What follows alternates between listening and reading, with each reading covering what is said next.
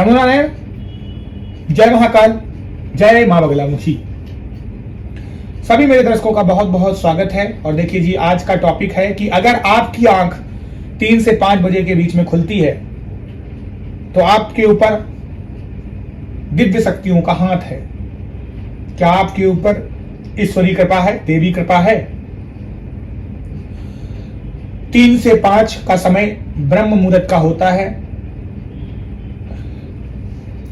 कई सारी वेलाएं होती हैं, जिसमें से ब्रह्म वेला जो होती है ये सबसे महत्वपूर्ण वेला होती है।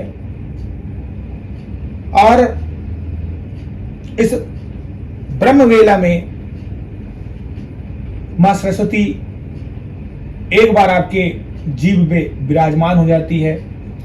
उस समय आप कुछ भी बोलते हैं वो सच हो जाता है। वो समय होता है 3:20 से 3:40 तक का समय।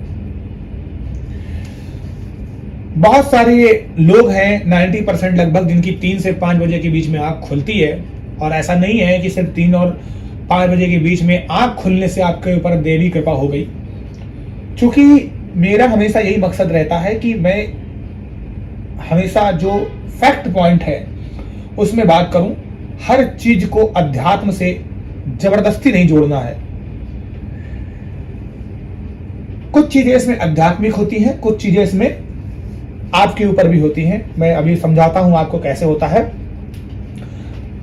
ब्रह्म मुहूर्त में आपके ऊपर कोई लोड नहीं होता है, कोई दबाव नहीं होता है। इस समय किसी भी चीज का कोई इंटरव्यू नहीं होता है, कोई जॉब की टेंशन नहीं होती है, कोई बिजनेस का टेंशन नहीं होता है।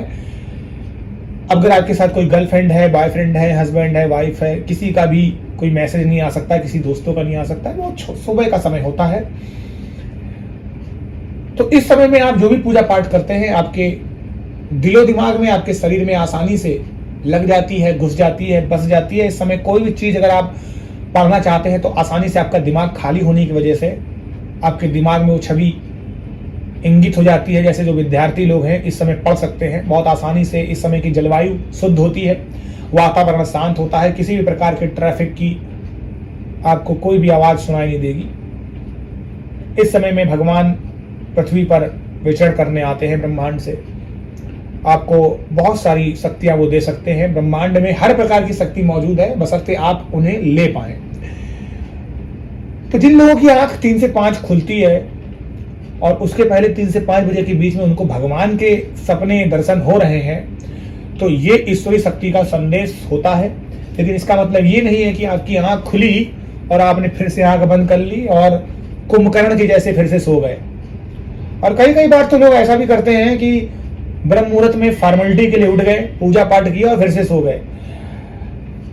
कभी भी फॉर्मेलिटी के हिसाब से की गई कोई भी पूजा कभी भी काम नहीं करती है। मंत्र चाहे आप 5000 कर लें या मंत्र सिर्फ 108 बार करें, आपका मंत्र कितनी बार जपा गया ये मैटर नहीं करता है।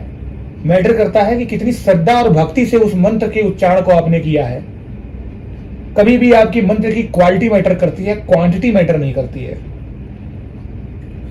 तो जितनी आपकी श्रद्धा भक्ति हो उस हिसाब से करें, फॉर्मेलिटी के लिए मत करें। अगर आप 3 से 5 बजे के बीच में नहीं उठ सकते हैं तो कम से कम आप 6 से 8 तो उठ ही जाएं, उस समय भी आप कर लें। ऐसा नहीं है कि सूर्य देवता बिल्कुल एकदम ऊपर चढ़ चुके हैं तब आप जाप कर रहे हैं। ये सब जाप सिर्फ फॉर्मेलिटी के लिए होता है कि चलिए मैं भी एक बार भगवान को याद कर ही लेता हूं। तो भगवान आपको फिर जब अगले साल, उस साल या इस जन्म या अगले 50 जन्मों के बाद भी याद कर लेंगे, फिर आप भगवान को दोष मत देना। तो ये सारी चीजें भी होती हैं, बिल्कुल होती हैं।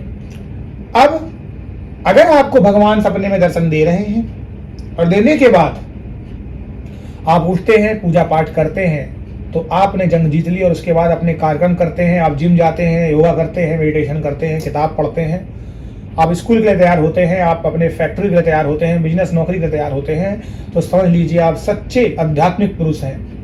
क्योंकि आपने जिंदगी के मूल्य को समझ लिया है, जीना सीख लिया, उस घड़ी के चाल के साथ आपने अपने कदमों को मिला लिया है। दूसरी बात है कि आपको टॉयलेट लगने की वजह से जो इंसान पानी पीता है, बहुत ज्यादा पानी पीता है, कई लोग 3-4 लीटर पानी पीते हैं, और कभी कभी एसी में सोने के कारण, क्योंकि एसी ठंडी होती है, चिल्ड होती है, या फिर सर्दी के दिन होने के कारण पॉसिबिलिटी है कि आपको टॉयलेट कई बार लग दे। तो उस समय में अगर आपकी आंख खुल रही है तो इसीलिए मैं इन चीजों को अध्यात्म से नहीं जोड़ सकता हूं। ये चीजें होती हैं। सबसे बड़ी बात है कि अगर कोई इंसान बहुत बड़ा आलसी है और बहुत जल्दी सो गया है, 8 बजे सो जा रहा है, 7 बजे सो जा रहा है, तो आपको लगता है क्या कि वो पूरी रात से लेकर सुबह तक सोता रहेगा? जाहिर सी बात है कि अगर वो 6 बजे शाम को सोता है या 7 बजे मैं कहता हूं सोता है, तो 5 बजे के आसपास उसकी 12 घंटे के बाद नींद जरूर खुलेगी। तो ये भी चीज अध्यात्म से बिल्कुल नहीं जोड़ी जा सकती है कि कोई इंसान बहुत पहले से सो रहा हो और अभी वो एकदम से 3-5 बजे जग जाए और बोले कि देवी कृपा आपके ऊपर है। ऐसा नहीं होता है। अगर आपकी आंख 3 से 5 बजे के बीच खुल रही है और आपको भगवान के दर्शन हो रहे हैं, सपने में देवी शक्ति आपसे बात कर रही हैं, आपको आपके सामने या आंखों के सामने भगवान की तस्वीरें बार बार दिखती हैं, पूजा में आपका मन लगता है, आपके सामने दिए में आकृति बनती है, आपको 1112 22 333 ऐसे एंजल्स नंबर दिखाई देते हैं, जो भी भगवान के बारे में आप सोचते हैं, इंस्टाग्राम रील वगैरह आप चलाते हैं तो वही आपके सामने उनका भजन या ऐसी शॉर्ट वीडियो रील वगैरह आने लगती है। दैट्स मीन वो इंडिकेशन होता है भगवान का कि मैं तेरे साथ हूं पुत्र और पुत्री, तू बस मुझे याद कर ले। तो ऐसे समय में आपको सोना नहीं होता है, उस समय को आपको भुनाना चाहिए, आपको कर्म करना चाहिए। और याद रखिए, जो इंसान कर्म करता है उसे ही भाग्य का साथ मिलता है। कुंडली में बैठे हुए जो ग्रह हैं वो हमारे कर्म होते हैं और उसके बाद जो उसका फल मिलता है, जो भाग्य होता है, वही ईश्वर होते हैं। और भाग्य उन्हीं का साथ देता है जो कर्म करते हैं। और ये कर्म क्या है? जब आप पूजा पाठ करेंगे। जिस प्रकार से आपको खाने के लिए इधर उधर जाना पड़ता है, नौकरी करते हैं, हाथ पैर मारना पड़ता है, तो ये भी एक कर्म है। उसी प्रकार आपके शरीर को भूख जब लगती है तो उसका खाना क्या होता है? उसका खाना होता है मेडिटेशन, उसका खाना होता है जिम, कार्ब्स, प्रोटीन, फैट, दुनिया भर की चीजें। और आत्मा का खाना क्या होता है? आत्मा का खाना होता है अध्यात्म, पूजा पाठ, भक्ति। और आपके शरीर में केवल 2 ही चीजें हैं जो इंपॉर्टेंट है, आपकी बॉडी और आत्मा। तो आत्मा को तृप्त करने के लिए आपको इस ब्रह्म मुहूर्त का फायदा उठाना चाहिए। 3 से 5 बजे आपके बीच में अगर आँख खुलती है तो इसका सदुपयोग करें और ईश्वर पे फोकस करें। आप सभी लोगों का कल्याण हो। जो लोग मेरे चैनल पर नए आए हैं, मेरे चैनल को लाइक और सब्सक्राइब करें। जो लोग पुराने से हैं, उन लोगों का बहुत बहुत शुक्रिया, प्यार। आप लोग यूं ही चैनल पर बने रहें। अभी के लिए मुझे इजाजत दीजिए। नमो नारायण, जय महाकाल, जय मां बगलामुखी।